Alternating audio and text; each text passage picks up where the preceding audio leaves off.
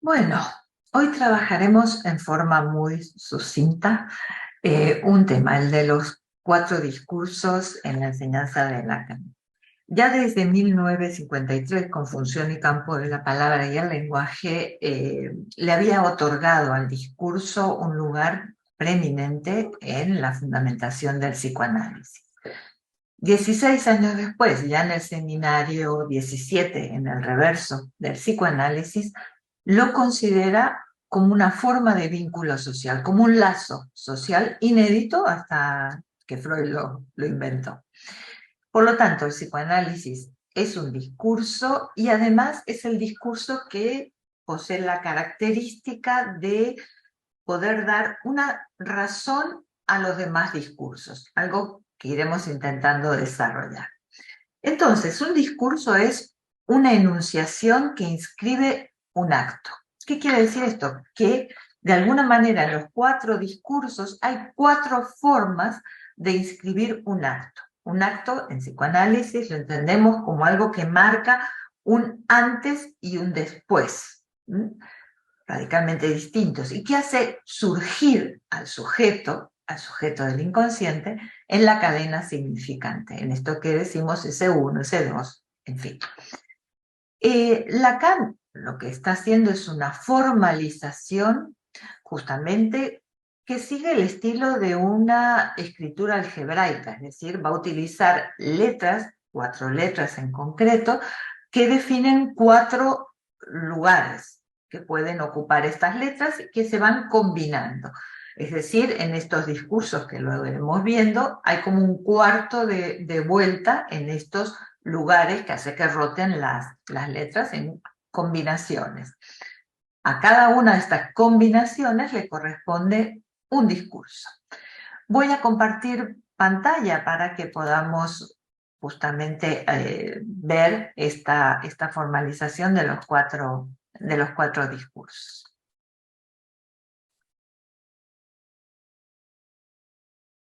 Bien, tenemos entonces en el lugar, estos 4 lugares, este es el lugar en los 4, aquí el S2, el S1, este es el lugar, el de la gente, es decir, el que está a la derecha, a la izquierda, arriba. Este es el lugar del otro, este es el lugar de la verdad y este es el lugar de la producción. Bueno, paso a compartir pantalla para que podamos apreciar justamente estas cuestiones.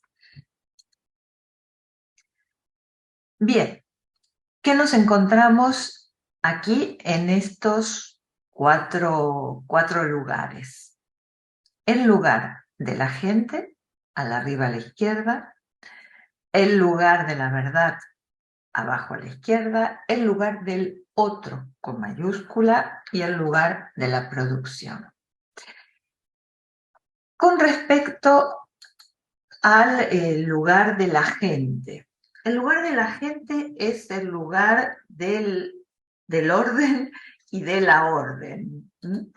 Es el lugar también de la autoridad, del maestro, del que comanda de alguna forma ese discurso. El lugar de la verdad es un cierto funcionamiento y es, como en muchas ocasiones lo hemos comentado en relación a todo el desarrollo que hace Lacan en relación a la verdad, siempre media dicha, no se puede decir toda.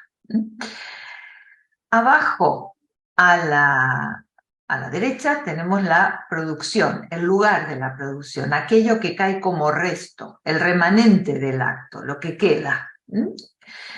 Y arriba, el lugar del otro, aquel que trabaja, digamos, siguiendo la coordenada o la orden de el agente. También tenemos 4 letras en esa ronda combinatoria determinada por los lugares.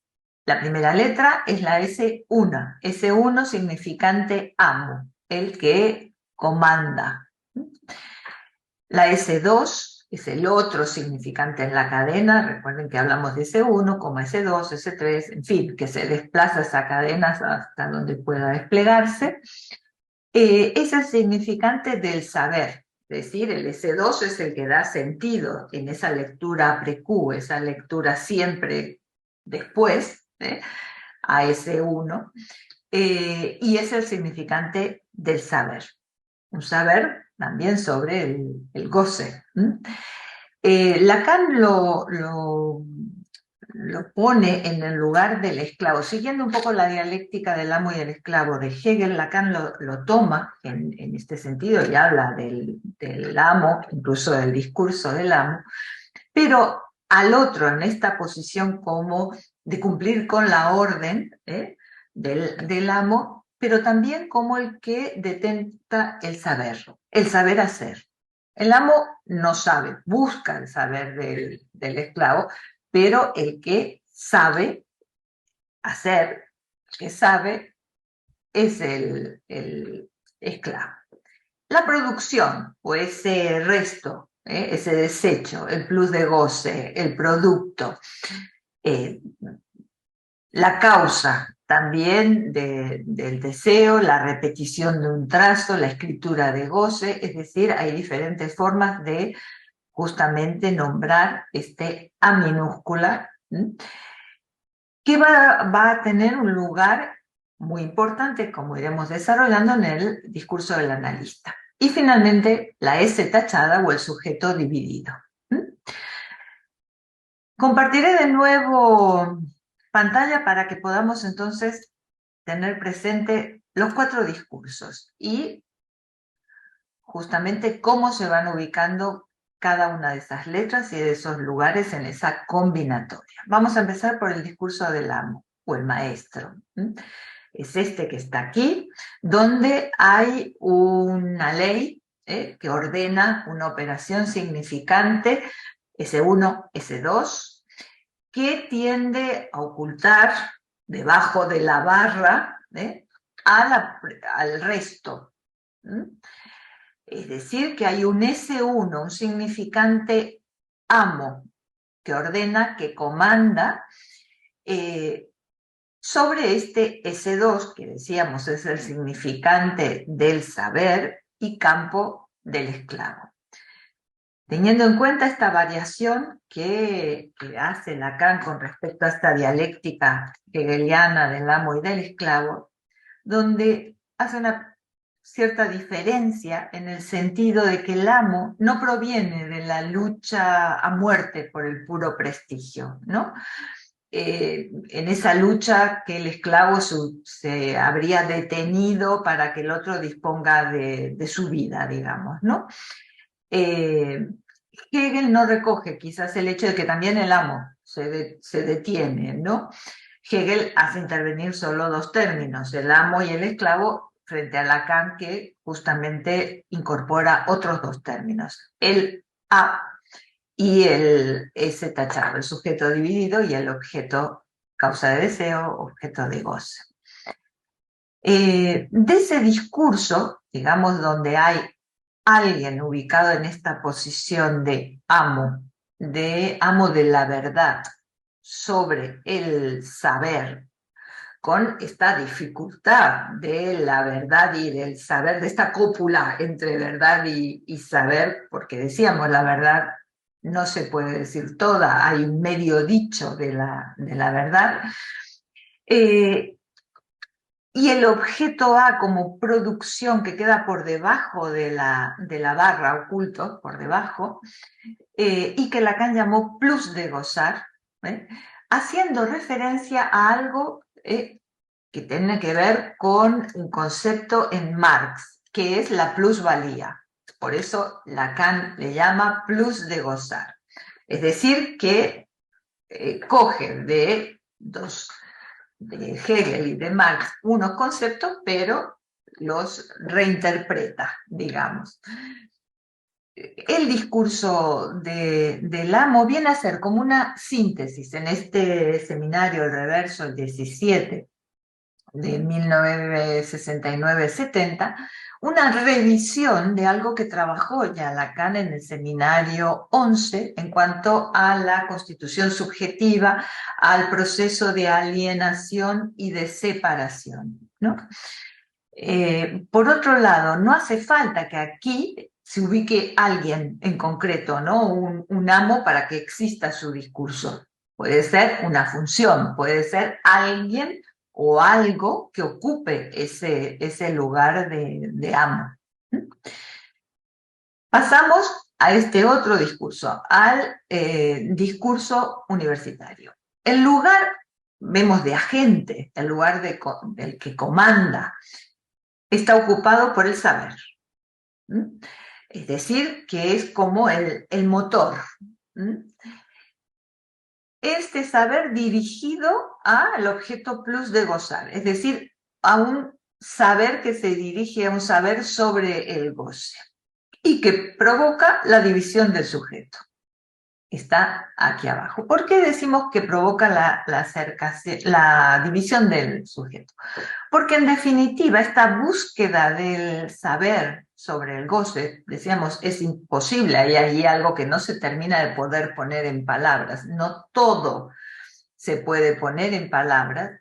Entonces hay como un amo moderno, digamos, la figura del amo moderno, este S2 que podría ser la burocracia, el saber funcionarial, el ideal de un saber total, sin resto, sin división, que al final no para de aplastar al sujeto que queda debajo de la barra y hacerle más presente todavía su división, porque nunca da abasto en relación a ese saber. Por eso Lacan, cuando habla del discurso de la universidad y del estudiante, le llama astudiante, ¿no?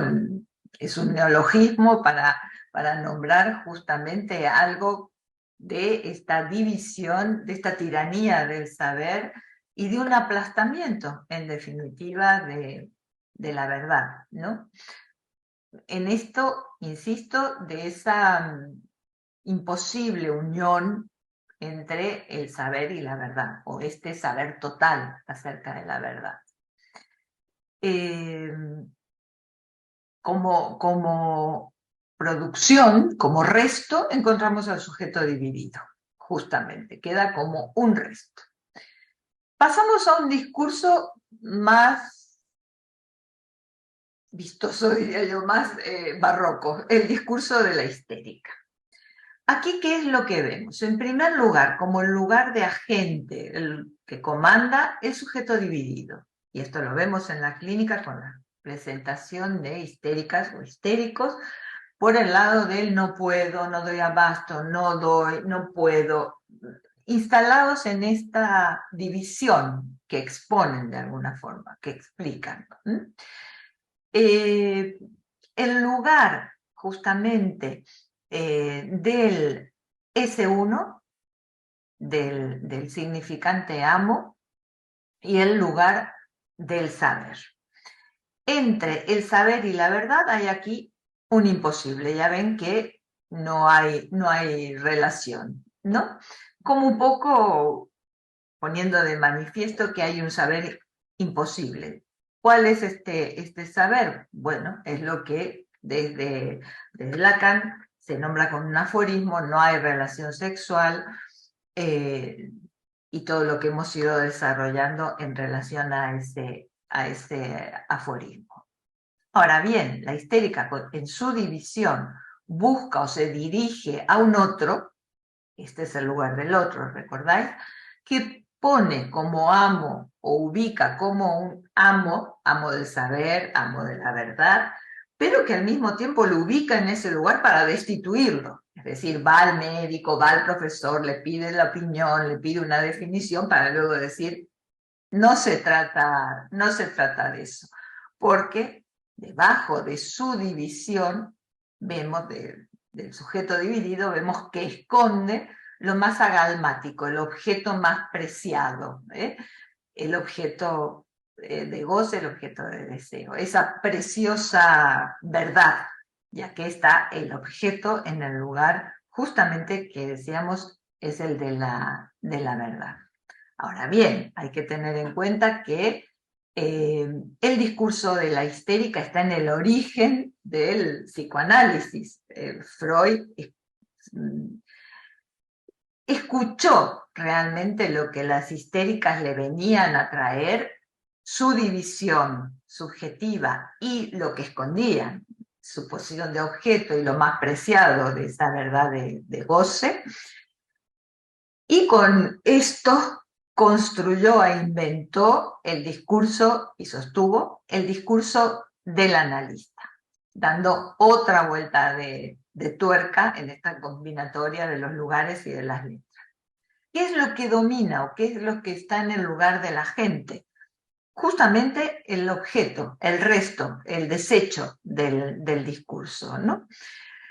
Cuando decíamos al principio que este discurso del analista da la razón de los otros discursos, es porque justamente el lugar de resto está puesto en el lugar de la gente, de motor.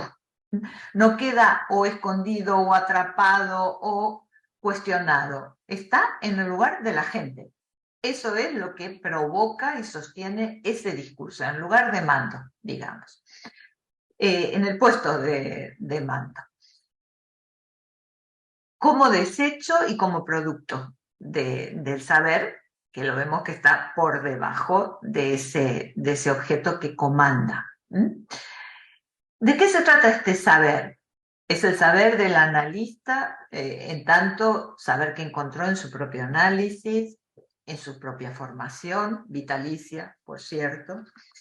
Es también un saber que irá construyendo en la escucha de su analizante, uno por uno, siempre distintos, y dejando de lado la teoría, y por lo tanto en ese saber inédito, que tiene que ver con esta posición del analista en el lugar de objeto. Y objeto, como siempre hemos comentado, que es una nada, que adquiere diferentes formas, para cada uno la suya, pero que en el fondo es un semblante, es un parecer, no tiene una sustancia.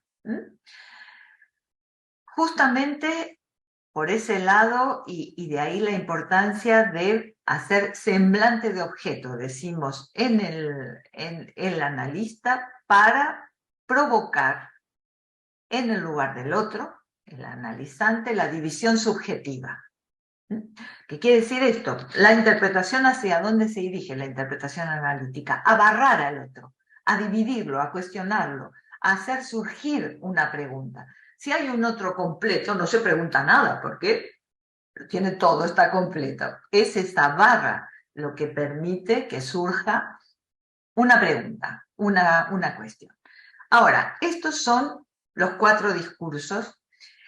Lacan, con posterioridad, va a enunciar otro tipo de discurso que incluso no le da la categoría de discurso, que es el capitalista, donde dice, no es un discurso porque en estos discursos, dejo de compartir ahora, vemos cómo se va dando esta vuelta combinatoria, este cuarto de vuelta, y algo circula, el lugar de la producción, el lugar del objeto.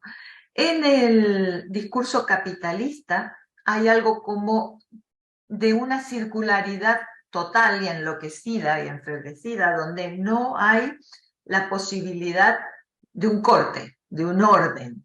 Lo que hablamos de que es una producción por imperativo, es el imperativo superyoico del gozar sin límite. Producir para consumir sin poner límites. Es como el discurso o la idea de ese imperativo de gozo donde todo se puede.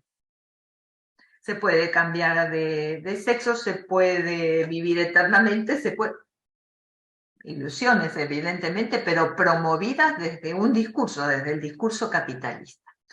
Bien, estas de forma sucinta los 4 discursos de Lacan.